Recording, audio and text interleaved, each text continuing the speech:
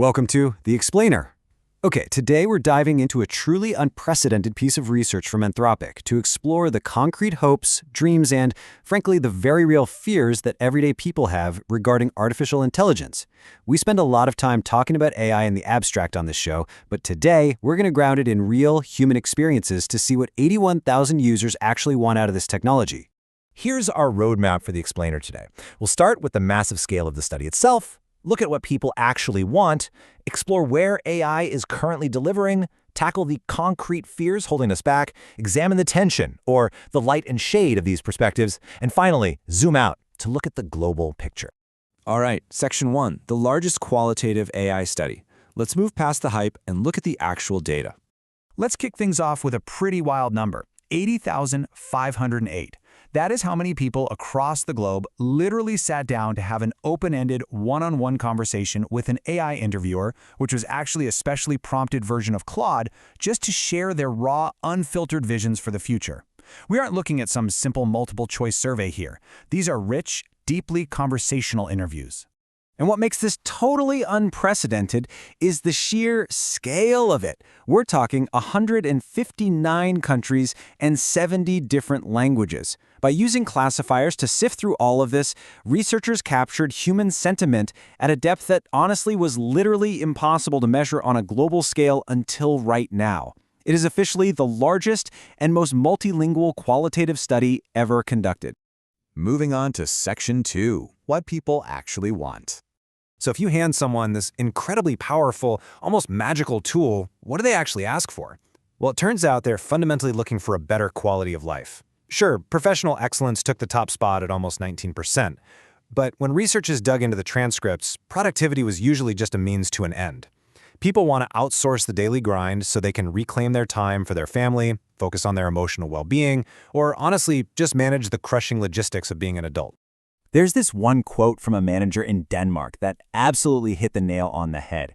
They said, "If AI truly handled the mental load, it would give me back something priceless, undivided attention." You know, the underlying desire here isn't just about cranking out more work for the sake of work. It's about shedding that heavy cognitive baggage so we can actually be present in our own lives. Which begs the obvious question, right? It's one thing to have these grand aspirations, but is the technology actually stepping up and giving people what they want? Well, let's look at Section 3, where AI is delivering on those promises. Believe it or not, an overwhelming 81% of respondents said that yes, AI has already taken a real step toward their stated vision. Productivity and task automation are the heavy hitters, of course, but look what's right behind them: cognitive partnership and learning. It turns out having a tireless, totally non-judgmental sounding board is hugely valuable to people. And this leads to some unbelievably profound real-world impacts. There's this story from a healthcare worker in the US who was living in a homeless shelter. They used AI to brainstorm how to brand a digital marketing business to get back on their feet. AI helped them see a path forward they literally hadn't considered. It's acting as this accessible strategic scaffolding when people need it the absolute most. Or take this incredibly intense example from a soldier in Ukraine. When traditional human support systems completely broke down in the middle of a war zone, they found a lifeline in AI. They talked about how, with death breathing in their face, their AI friends are what pulled them back to life. That is some serious, unprecedented emotional support right there. So it's doing amazing things. But what's the catch? With all these hopes, what are people actually afraid of? That brings us to Section 4, the concrete fears. Let's look at the anxieties holding us back. While our hopes are mostly broad desires about connection and getting our time back, our fears are hyper-specific. Unreliability, AI hallucinating or just making up fake citations, is the #1 fear at nearly 27%. But breathing right down its neck is the deep anxiety over job loss and the fear of giving up our own agency and human decision-making power. And for a lot of folks, this isn't some distant sci-fi hypothetical. It is happening right now. A technical support specialist in the US flat out said, "I got laid off from my job in May because my company wanted to replace me with an AI system." The economic displacement is a lived reality today, and it is completely shaping how people view the overall trajectory of this tech.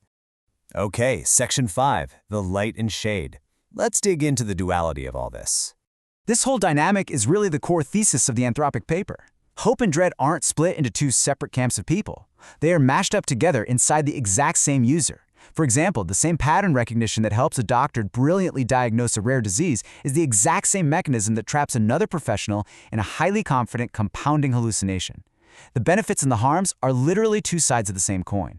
We see this tension everywhere, especially with human connection.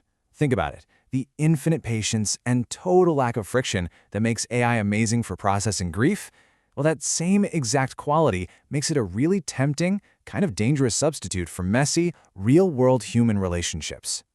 Just listen to this startling quote from an American grad student. "I'd started telling Claude about things I couldn't even tell my partner. It felt like I was having an emotional affair."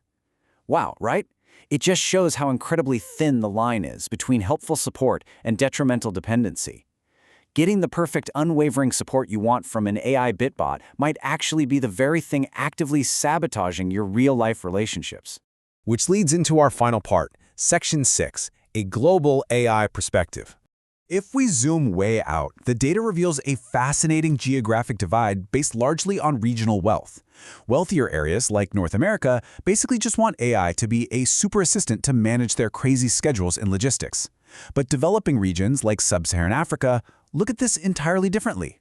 Their top vision? Entrepreneurship and economic opportunity.